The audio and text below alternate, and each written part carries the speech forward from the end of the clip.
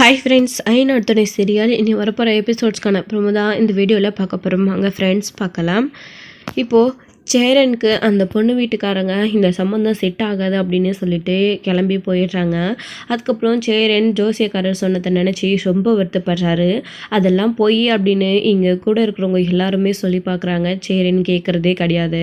So ஏதோ ஒரு விதத்தில் இதுக்கெல்லாமும் நாம் தான் காரணம்னு எனக்கு தோணுது அப்படின்னு சொல்லிக்கிட்டே இருக்காங்க. இல்லைண்ணே, அது எல்லாத்தையும் விட்டுட்டு அவர் சொன்னது எல்லாத்தையும் மறந்துட்டு நீ வேலையை பாருண்ணே, நீ இப்படி இருக்கிறது எங்களுக்கு பிடிக்கல அப்படின்னு எல்லாரும் சொல்லிக்கிட்டு இருக்காங்க. ஆனால் சேரன் இது எதுவுமே காதில் போட்டுக்காம தம்பிங்களுக்காக அப்போதைக்கு மட்டும் சரி அப்படின்னு சொல்லிட்டு உள்ளே போயிடுறாரு. உள்ளே போனவர் அவர் பாட்டுக்கு என்னதான் நம்மளை சமாதானப்படுத்துறதுக்கு தம்பிங்க எல்லாரும் இப்படி சொன்னாலும் இதுதானே உண்மை, ஏதோ ஒரு விதத்தில் நம்ம காரணமாக இருக்கோம், அதனால தான் இவ்வளோ நாளாக நமக்கு கல்யாணம் நடக்காத இருக்குது. அது மட்டும் இல்லாமல் அந்த ஜோதியக்காரர் சொன்ன மாதிரி நம்மளுடைய அம்மாவும் நம்ம கூட இல்லை அப்படின்னு சொல்லிட்டு இங்கே வந்து நினச்சிட்ருக்காங்க நம்ம சேரன் வந்துட்டு. ஸோ இப்போது இதுக்கெல்லாம் ஒரு முடிவு கட்டணும் அப்படின்னா நாம் இங்கே இருக்கக்கூடாது, தம்பிங்களாச்சு நல்லா இருக்கட்டும் அப்படின்னு சொல்லிட்டு சேரன் வந்து லெட்டர் எழுதி வச்சுட்டு காணாமல் போயிடுறாரு. ஸோ வீட்டில் எல்லாருமே சேரனுக்காக அவ்வளோ பாதுகாப்பாக இருக்காங்க. அவர் ஏதாச்சும் பண்ணிப்பார், ஃபீல் பண்ணுவார் அப்படின்னு சொல்லிட்டு நிலா ஆல்ரெடி சோழன் கிட்ட சொன்னாங்க, கேர்ஃபுல்லாக பார்த்துக்கோங்க அண்ணன் அப்படின்னு சொல்லிட்டு. நிலா உள்ள ரூமில் தூங்க போயிடுறாங்க. ஸோ வெளியில் இவங்க 3 பேரும் படுத்து தூங்கிட்டு இருக்காங்க. என்ன அண்ணன் இன்னும் இங்கே வெளியில் வரலையே அப்படின்னு சொல்லிட்டு இங்கே வந்து எல்லாருமே வந்து முழிச்சுக்கிட்டே தூங்காமல் இருக்காங்க. அப்போ தான் சேரன் வந்து உள்ளே உட்காந்து அழுதுகிட்டே லெட்டர் எழுதி வச்சிட்ருக்காங்க. ஸோ அப்போ வெளியில் கதவு ஓப்பன் பண்ணி பார்த்தா தம்பிங்களை வந்து அவங்க தூங்காமல் படுத்துட்ருக்காங்க. அண்ணா என்னென்ன பண்ணிகிட்ருக்க, இன்னும் அவர் சொன்னதையே நினச்சி ஃபீல் பண்ணிக்கிட்டு இருக்கியா, வாண்ணே நீங்கள் படுக்காமல் எங்களுக்கு தூக்கம் வராது, நீ எப்பயுமே எங்கள் கூட தானே படுப்ப அப்படின்னு சொல்லிட்டு பல்லவன் வந்து சேரனை கூப்பிடுவோம். சேரனுமே சரிடா பல்லவா, நீ எதுக்கு இப்போ வருத்தப்படுற, நான் வர இரு அப்படின்னு சொல்லிட்டு இங்கே அவங்க கூட வந்து படுத்துக்கிறாங்க. ஸோ அவங்க சேரன் வந்து அங்கே படுத்தாதான் அவங்க தூங்குவாங்கன்னு சேரனுக்கும் நல்லாவே தெரியும். ஸோ அதனால தான் அப்படி ஒரு முடிவு எடுத்து அவர் அங்கே படுக்கிறாரு. ஸோ தம்பிங்க தூங்கினதுக்கப்புறமா நம்ம எந்திரிச்சு போயிடலாம் அப்படின்னு சொல்லிட்டு ஸோ படுத்து தூங்குறாரு. எல்லாருமே தூங்கிடுறாங்க. அதுக்கப்புறம் நடு ராத்திரியில் வந்து தம்பிங்களை எல்லாரையும் பார்த்து ரொம்ப ஃபீல் பண்ணுறாரு. நான் இல்லாமல் நீங்கள் எல்லோரும் எப்படி இருக்க போகிறீங்கன்னு தெரியல, உங்களுக்கு ஒரு நல்லது நடக்கணும்னா நான் உங்களை விட்டு போய் தான் ஆகணும், எப்பயுமே என் தம்பிங்களை விட்டு பிரியக்கூடாதுன்னு நினச்சேன், ஆனால் என்னுடைய சூழ்நிலை காரணம் இப்படி ஆயிடுச்சு, வேறு வழி இல்லை அப்படின்னு சொல்லிட்டு நம்ம சேரன் வந்து மனசுகளை நினச்சிட்டு என்னை மன்னிச்சிடுங்கடா, நான் இல்லைன்னா நீங்கள் எல்லோரும் ரொம்ப பொறுப்பாக இருப்பீங்க, இப்போ பாண்டியனும் சோழனும் கூட சண்டை போட மாட்டாங்க, அண்ணன் இல்லை இது வரைக்கும் நம்ம சண்டை போட விலக்கி விடுறதுக்கு, இப்போது அண்ணன் இல்லை அப்படின்னு சொல்லிட்டு நீங்கள் 2 பேரும் சண்டை போடாமல் இருப்பீங்க அப்படின்னு சொல்லிட்டு இங்கே வந்து மனசுக்குள்ளே எல்லாத்தையும் நினச்சி பார்த்துட்டு அதுக்கப்புறம் நிலாவுடைய ரூம் கதவை திறந்து பார்க்குறாங்க. நிலாவும் தூங்கிட்டு இருக்காங்க. சாரிப்பா நிலா, என்னை மன்னிச்சிருப்பா, இதை விட்டால் எனக்கு வேறு வழி தெரியலை, நான் இங்கேருந்து போகிறது தான் சரின்னு எனக்கு தோணுது, இந்த மாதிரி நான் இங்கேருந்து போயிட்டா எல்லா பிரச்சனையும் சரியாயிடும், நீ சோழன் கூட சேர்ந்து வாழணும்ப்பா, நான் இங்கே இருக்கிறது தான் ஒரு விதத்தில் நீ சோழனை டிவோர்ஸ் பண்ணிட்டு போகிற அப்படின்றதுக்கு ஒரு காரணமாக இருக்கும் போல இருக்குது அப்படின்னு சேரன் வந்து நிலாவோட ரூம் கதை திறந்து நிலாவை பார்த்து மனசுக்குள்ளே பேச்சுக்கிட்டு அதுக்கப்புறம் சரிப்பா நிலா, நான் இல்லைன்னா நீ தம்பிங்களை நல்லா பார்த்துப்பேன்ற நம்பிக்கை எனக்கு இருக்குது, நான் இருந்த வரைக்குமே நீ அப்படி தான் இந்த வீட்டில் இருந்த, நான் இல்லைனாலையும் இந்த வீட்டை நீ பார்த்துப்பேன்னு நம்பிக்கை இருக்குப்பா, நான் வரேன் அப்படின்னு சொல்லிட்டு கிளம்பி வந்து சேரன் வந்து அந்த லெட்டரை எழுதி வச்சுட்டு பேக்கில் வந்து ட்ரெஸ் எல்லாம் பேக் பண்ணி எடுத்துக்கிட்டு எங்கேயாச்சும் போயிடணும் அப்படின்னு வீட்டை விட்டு வெளியில் வராரு. வெளியில் வந்தால் நடேசன் படுத்திருக்காரு. அவரையும் பார்த்து, அப்பா என்னதான் நீங்கள் எங்ககிட்ட கோவப்பட்டாலும் எங்களை சிடுன்னு பேசினாலும் உங்களுக்கு எங்கள் மேலே எல்லார் மேலேயும் பாசம் இருக்குது, அதனால் கண்டிப்பாக நீங்கள் தம்பியை நல்லா பார்த்துப்பீங்க, நான் இல்லைன்னா நீங்கள் பொறுப்பாக பார்த்துப்பீங்க, நான் இருக்கன்ற நம்பிக்கையில் தான் நீங்கள் எனக்கு என்ன அப்படின்னு இருந்தீங்க, இப்போது நான் இல்லைன்னா நீங்கள் தம்பிங்களை பொறுப்பாக பார்த்துப்பீங்கன்ற நம்பிக்கை எனக்கு இருப்பா, நான் வரேன் அப்படின்னு சொல்லிட்டு இங்கே அவங்கக்கிட்டேயும் பேசிட்டு அதுக்கப்புறம் இந்த வீட்டையும் திரும்பி பார்த்து ரொம்ப ஃபீல் பண்ணிக்கிட்டு அங்கேருந்து சேரன் நடந்து வீட்டை திரும்பி பார்த்துக்கிட்டே போயிட்டுருக்காங்க. ஸோ நாம் இல்லைன்னா பல்லவன் தான் என்ன பண்ண போகிறான்னு தெரியல, அண்ணான்னு எப்பயுமே காலை சுற்றி வர சின்ன பையன் அப்படின்னு சொல்லிட்டு பல்லவனை தான் நினச்சிக்கிட்டே ரொம்ப ஃபீல் பண்ணிக்கிட்டே போகிறாங்க. ஸோ அதுக்கப்புறம் வந்து எங்கே போகிறது அப்படின்னு தெரியாமல் திசை தெரியாமல் ஒரு கோயிலில் போய் நம்ம சேரன் வந்து உட்காந்துட்ருக்காரு. எனக்கு ஏன் இப்படி நடக்கணும் கடவுளே, என்னோட ராசினால் எங்கள் தம்பிங்களுக்கும் இந்த மாதிரி ஆகும்னு எதிர்பார்க்கவே இல்லை, இதனால தான் இவ்வளோ நாளாக எல்லா சம்மந்தமும் தட்டி கழிச்சிருக்கு அப்படின்னு சொல்லி நடந்த விஷயங்கள் எல்லாத்தையும் வந்து சேரன் வந்து நினச்சி பார்த்துட்டு அடுத்தது எங்கே போகிறது அப்படின்னு சொல்லிட்டு இங்கே நமக்கு இந்த ஊரில் தெரிஞ்ச ஒரே ஆள், நம்மளை நம்புகிற ஆள், நம்ம கூட வேலை செய்கிற அனுஷ் மட்டும்தான். வேறு யாருமே நமக்கு கிடையாது. நம்ம அங்கே போவோம் அப்படின்னு சொல்லிட்டு இங்கே நம்ம முடிவு பண்ணி நம்ம சேரன் வந்து அனுஷோட வீட்டுக்கு போகிறாங்க. ஸோ வீட்டுக்கு போய் அங்கே வீட்டு முன்னாடி நின்றுட்டு ஸோ டக்குன்னு உள்ளே போகவும் அவருக்கு மனசு வரல. அனுஷ்க்கு ஃபோன் பண்ணுறாரு. என்ன இந்த நேரத்தில் பையா ஃபோன் பண்ணுறாரு அப்படின்னு அனுஷும் ஃபோன் எடுக்கிறாங்க. என்னாச்சு சொல்லுங்கள் பையா, இன்னும் இந்த நேரத்தில் ஏதாச்சும் பிரச்சனையா அப்படின்னு. அனுஷே, நான் இப்போது உன் வீட்டு வெளியில் தான் நிற்கிறேன், நீ வீட்டில் இருக்கியா, கதவை ஓப்பன் பண்ணுறியா அப்படின்னு சொல்லிட்டு சொல்லவும், வீட்டுக்கு வெளியே வா, இதோ வரேன் பையா, வெயிட் பண்ணுங்க அப்படின்னு சொல்லிட்டு இங்கே லைட்டை எழுந்திரிச்சு போட்டுட்டு வெளியே டாப்பல் ஓப்பன் பண்ணி பார்த்தா சேரன் நின்றுட்டுருக்காரு. என்ன இங்கே வந்து நின்றுட்டுருக்கீங்க பையா அப்படின்னு சொல்லிட்டு கேட்கவும், உள்ள இல்லை அனுஷே, சும்மா தான் அப்படின்னு சொல்லிட்டு இங்கே வந்து நம்ம சொல்லிட்டு உள்ளே கூட்டிகிட்டு போகிறாங்க. எதுவாக இருந்தாலும் உள்ளே பேசிக்கலாம் அப்படின்னு சொல்லிட்டு, ஏதாச்சும் சாப்பிட்றீங்களா அப்படின்னு சொல்லிட்டு அனுஷ் கேட்கவும், எதுவும் வேணாம் பையா அப்படின்னு, நீங்கள் ஏதோ ஒரு மாதிரியாக இருக்கீங்க, வீட்டில் ஏதாச்சும் பிரச்சனையா அப்படின்னு கேட்கவும், நடந்த விஷயங்களை பற்றி நம்ம சேரன் வந்து சொல்கிறாங்க. என்ன பையா இப்படி எல்லாம் கூட நடக்குமா, இந்த ஜாதகம் ஜோஷம் இது எல்லாத்தையும் நீங்கள் நம்புறீங்களா அப்படின்னு. நம்பலனாலையும் ஒரு கொஞ்சமாச்சு அதை அவங்க சொல்கிறதுல உண்மை இருக்குல்ல, அதை நம்ம நம்பி தானே ஆகணும். இவ்வளோ நாள் வரைக்கும் எனக்கும் கல்யாணம் நடக்கவே இல்லை, இதனால தான் இப்போ எனக்கு தோணுது இவர் சொன்னதுக்கப்புறம் அப்படின்னு சொல்லிட்டு இங்கே வந்து சேரன் சொல்லவும், அனுஷும் எவ்வளவோ சேரனுக்கு எடுத்து சொல்லி புரிய வைக்கலான்னு சொல்லிட்டு சொல்கிறாரு. ஆனால் அது எதுவுமே நம்ம சேரன் நம்புறதே கிடையாது. ஸோ இப்போது இங்கே அனுஷே, எனக்கு ஒரு உதவி பண்ணுறியா, என்னை எங்கேயாச்சும் உனக்கு தெரிஞ்ச இடத்துல ஒரு ஊரில் என்னை அனுப்பி விட்டுறியா அப்படின்னு சொல்லிட்டு இங்கே வந்து சேரன் கேட்கவும், என்ன சொல்கிற பையா, ஒன்றுமே புரியல அப்படின்னு. அதான் சொன்னேன் இல்லை அனுஷே, நான் இங்கேருந்து எங்கேயாச்சும் போயிடணுன்ற முடிவில் தான் வந்திருக்கேன் அப்படின்னு சொல்லிட்டு சொல்லவும், என்ன பையா நீங்கள் இல்லைன்னா தம்பிங்க எல்லாம் எப்படி இருப்பாங்க அப்படின்னு.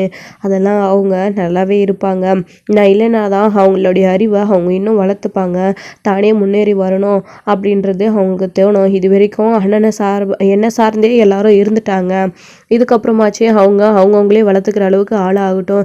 எப்பயுமே நம்ம கூடவே இருக்க முடியாது இல்லையா, அவங்கவுங்களுக்கு ஒரு கல்யாணம் ஆனாலையும் அவங்க எல்லாரும் வரவங்க எப்படி இருப்பாங்கன்னு தெரியாதுல்ல, பிரித்து கூட்டிகிட்டு போயிடுவாங்கல்ல தம்பிங்கள.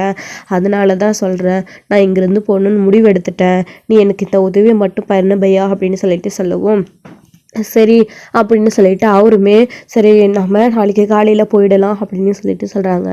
இல்லை நாளைக்கு காலையில் எழுந்திரிச்ச உடனே வீட்டில் காலையிலன்னு தெரிஞ்சால் தேட ஆரம்பிச்சிருவாங்க, கண்டுபிடிச்சிருவாங்க தம்பிங்க. விடிய காலையிலேயே நம்ம கிளம்பிடலாம், எனக்கு ஒரு 2-3 மணிக்குள்ளேயே ஒரு பஸ் பிடிச்சி என்னை ஊருக்கு அனுப்பிச்சி வச்சுட்டு அப்படின்னு சொல்லிட்டு சொல்லவும், சரிங்க பையா நீங்கள் எப்படி தனியாக போவீங்க, பேசாமல் நானும் உங்கள் கூட வரவா அப்படின்னு. நீ எங்கே வர அனிஷு, தங்கச்சியை வச்சுக்கிட்டு நீ எங்கே அவ்வளோ தூரம் வருவா அப்படின்னு சொல்லிட்டு சொல்லவும், அப்போ தான் அவங்களும் உள்ளே இருந்து எழுந்திரிச்சு வராங்க. ஸோ இவங்க பேசிகிட்டு இருக்கிறது சத்தம் கேட்டு அப்போ நடந்த விஷயம் என்ன அப்படின்னு அவங்களுக்கும் தெரிய வருது. அப்போது தம்பிக்காக இவ்வளோ யோசிக்கிறாங்க, நாம் இவருக்கு நல்லது பண்ணால் என்ன, இவரை கூட்டிகிட்டு போகலாம், அவர் சொல்கிற மாதிரி பேசாமல் நம்ம ஊருக்கு கூட்டிகிட்டு போயிடலாம், அங்கே போயிட்டு அவருக்கு ஏதாச்சும் வேலை, அதாவது இவர் செய்கிற அங்கே மேஸ்திரி வேலையே அங்கே அவர் செய்யட்டும் அப்படின்னு சொல்லிட்டு சொல்கிறாங்க. இங்கே பாரு, அங்கே நம்மளுக்கே பொழைக்கிறதுக்கு வழி இல்லாமல் தான் நம்ம இங்கே வந்திருக்கோம், திரும்பவும் அங்கே ஊருக்கு எப்படி போகிறது, அது மட்டும் இல்லாமல் உனக்கு கல்யாணம் பண்ணி வைக்கணும்னு அங்கே பிடிவாதமாக இருக்காங்க, உன்னை இப்போ அங்கே கூட்டிகிட்டு போனாலையும் அதுவும் பிரச்சனையாக முடியும் அப்படின்னு சொல்லிட்டு சொல்லவும், பேசாமல் நம்ம 3 பேருமா சேர்ந்து வேறு எங்கேயாச்சும் போயிடலாமா, நான் இங்கே இருக்கிற விஷயம் அவங்களுக்கும் தெரியும், கல்யாணம் பண்ணிக்க சொல்லி இங்கே வந்து வற்புறுத்திக்கிட்டே இருக்காங்க, நம்ம 3 பேரும் பேசாமல் எங்கேயாச்சும் போயிடலாமா, சொல்லப்போனால் இவரோட நிலைமையில தான் நானும் இருக்கேன், நம்ம எங்கேயாச்சும் போயிடலாம் அப்படின்னு சொல்லிட்டு இங்கே வந்து அவங்களுடைய சிஸ்டர் சொல்லவும், அப்போ தான் வந்து இங்கே அவர் வந்து சொல்கிறாரு, அனுஷ் வந்துட்டு இந்த மாதிரி நம்ம 3 பேருமே இல்லை அப்படின்னா சந்தேகமாயிடாதா, கண்டிப்பாக கண்டுபிடிச்சிருவாங்க அப்படின்னு சொல்லவும், அதெல்லாம் பரவாயில்ல, நம்ம எங்கேயாச்சும் தூரமாக போயிடலாம் கண்டுபிடிக்காத இடத்துக்கு அப்படின்னு சொல்லிட்டு அவங்களோட தங்கச்சி வந்து சொல்கிறாவோ, எனக்காக ஏன் நீங்கள்லாம் இப்படி பண்ணணும், நான் மட்டும் எங்கேயாச்சும் போகிறேன் அப்படின்னு சேரேன்னு சொல்லவும், உங்களுக்காக மட்டும் இல்லாமல் நான் என்னை பற்றியும் யோசிக்கிறேன், இங்கே இருந்தால்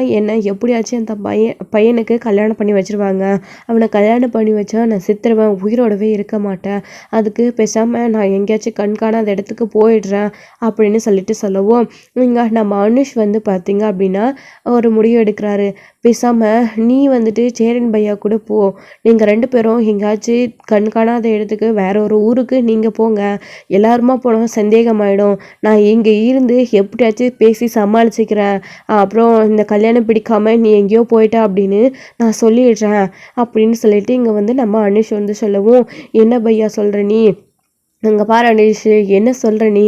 வேணாம் இதெல்லாம், நான் எங்கே கூட்டிகிட்டு போகிறது அப்படின்னு சொல்லிட்டு சொல்லவும், இல்லை பையா ப்ளீஸ் எனக்கு இந்த ஹெல்ப் பண்ணுங்கள், நீங்கள் தம்பிங்க நல்லா இருக்கணுன்றதுக்காக இதை பண்ணணும்னு சொல்லிங்க. நான் என் தங்கச்சியோட வாழ்க்கைக்காக யோசிச்சு அவள் நல்லா இருக்கணும் அப்படின்றதுக்காக நான் இந்த முடிவு எடுக்கிறேன். நான் இங்கே இருந்தேன்னா கல்யாணம் பிடிக்காமல் எங்கே போயிட்டா அப்படின்னு சொல்லி வீட்டில் பேசி சமாதானப்படுத்துருவேன். அதே வந்து நானும் கூட இல்லாமல் போயிட்டோம் அப்படின்னா எங்கேயோ வந்து ஒழிச்சு வைக்கிறதுக்காக கல்யாணம் பிடிக்காமல் கூட்டிகிட்டு போய் மறைச்சி வச்சிருக்க அப்படின்னு பேசுவாங்க. அதனால் நான் இங்கே இருந்தேன்னா ஏதோ ஒன்று பண்ணி சமாளிச்சுக்கிறேன். நீ வந்து கூட்டிகிட்டு போயிடுங்க, நீங்களும் தனியாக போவீங்க, இந்த வீட்டை விட்டு போகணும்னு நினைக்கிறீங்க ஊரை விட்டு, அதனால் நீங்கள் கிளம்புங்க அப்படின்னு இங்கே அனுஷ் வந்து ஒரு முடிவு பண்ணி அவங்களோட தங்கச்சியையும் வந்து சேரின்னு கூட அனுப்பி வைக்கிறாங்க.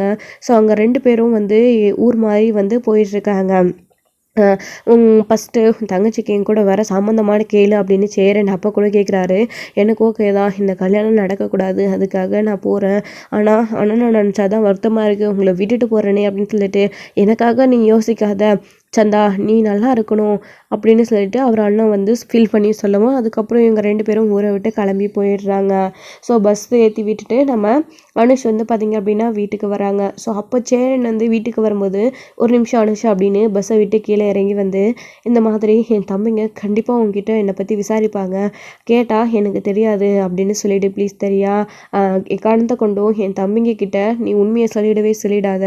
நான் இங்கேருந்து போயிட்டு ஒரு இடம் பார்த்து நாங்கள் அங்கே 2 பேரும் செட்டில் ஆனதுக்கப்புறமா நான் வேறு சிம் வாங்கி நான் உனக்கு ஃபோன் பண்ணுறேன், தயவு செஞ்சு நான் இங்கேருந்து போனதையும் நான் உனக்கு ஃபோன் பண்ணுறேன்னு சொன்னதையும் நீ வீட்டில் மட்டும் சொல்லிடாத அப்படின்னு சேரேன்னு சொல்லிட்டு போகிறாரு.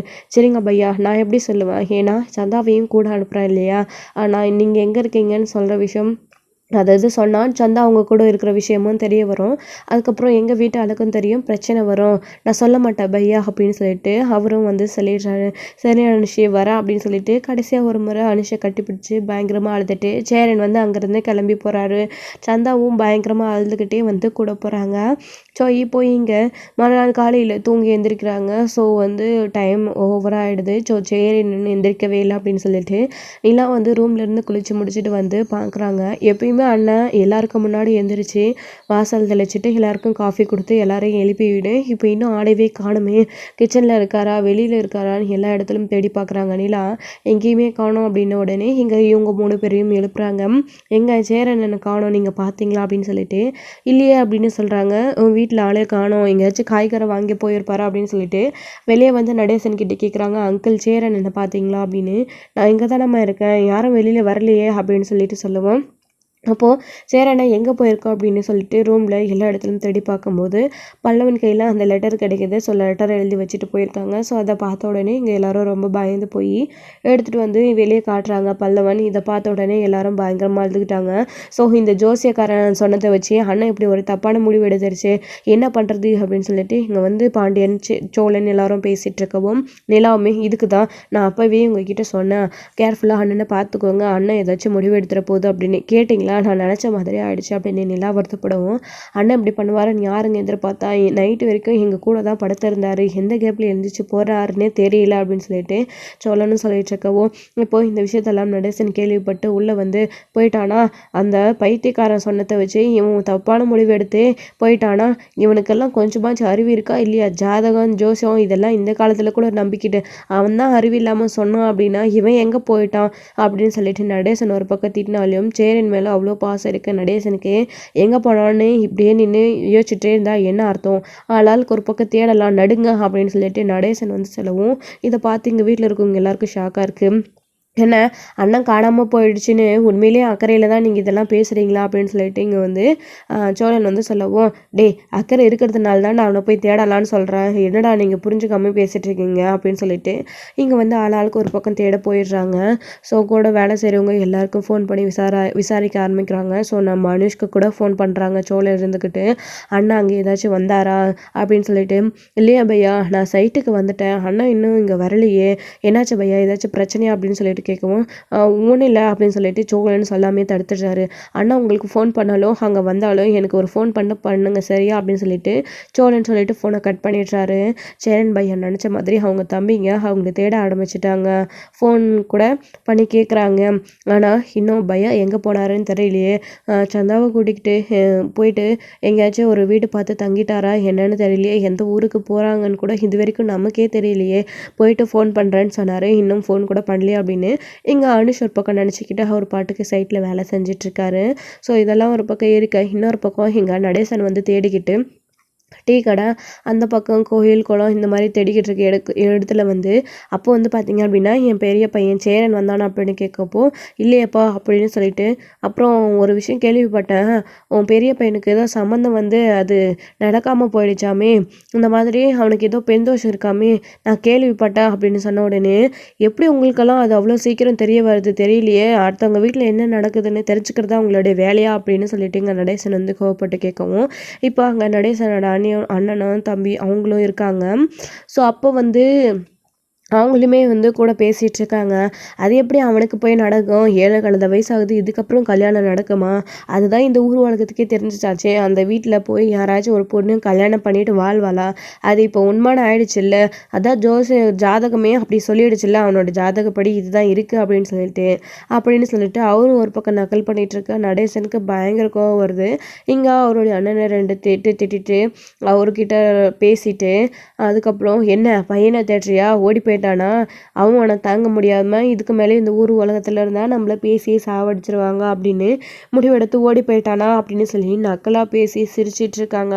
ஸோ இதெல்லாத்தையும் நடேசனால் தாங்கிக்கவே முடியல. டே எங்கடா போய் தொலைஞ்ச, அவன் கண்டவன்லாம் 4 படி பேசுகிறான், 4 வார்த்தை அப்படின்னு சொல்லி மனசுக்கு கஷ்டமாக இருக்குது அப்படின்னு நடேசன் ஒரு பக்கம் தீவிரமாக சேரனை தேட ஆரம்பிக்கிறாங்க.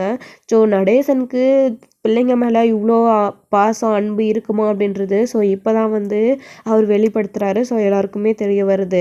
ஸோ அதுக்கப்புறம் சேரனை வந்து தேடி கண்டுபிடிக்கல அப்படின்னு தேடி கண்டுபிடிச்சிட்ருக்காங்க. ஸோ இதோட இந்த எபிசோட் வந்து முடிச்சிருக்காங்க. அடுத்தடுத்த எபிசோடில் என்னென்ன இருக்க போகுது, சேரனை வந்து எப்படி தேடி கண்டுபிடிக்க போகிறாங்க அப்படின்ட்டு வெயிட் பண்ணி நெக்ஸ்ட் வீடியோவில் பார்க்கலாம். தேங்க்யூ. இந்த வீடியோ உங்களுக்கு பிடிச்சிருந்தா லைக் பண்ணுங்கள், ஷேர் பண்ணுங்கள், கமெண்ட் பண்ணுங்கள்.